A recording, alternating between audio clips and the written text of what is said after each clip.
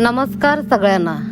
आज आपण बनवणार आहोत घरच्या घरी खुसखुशीत आणि तोंडात विरघळणारी एकदम परफेक्ट नानकटाई। खूपच सोपी रेसिपी, कमी साहित्य आणि बेकरीसारखी जबरदस्त चव। एकदा ट्राय केली की पुन्हा पुन्हा बनवाल। यासाठी आपल्याला लागणार आहे 200 ग्रॅम मैदा, 50 ग्रॅम बेसन, 2 चमचे रवा, 200 ग्रॅम पिठी साखर, 200 ग्रॅम तूप, अर्धा चमचा बेकिंग पावडर, अर्धा चमचा वेलची पावडर आणि थोडीशी चारोळी। चला तर सुरुवात करूया। सर्वात आधी एका बाउल मध्ये तूप घालूया। आता यामध्ये पिठी साखर घाला।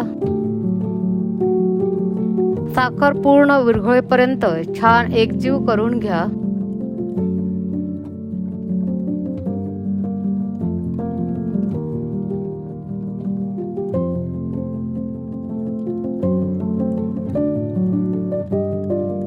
या मिश्रणात मैदा घाला।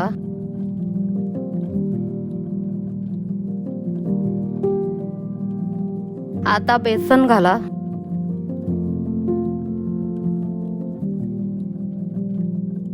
त्यात रवा घाला।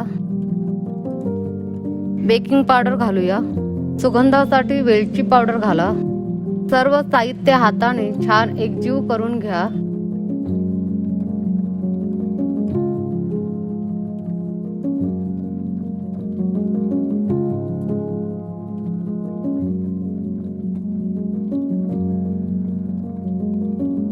मिश्रण छान एकजीव झाल्यावर छोटे छोटे गोळे बनवा आणि वर चारोळी लावून सजवा।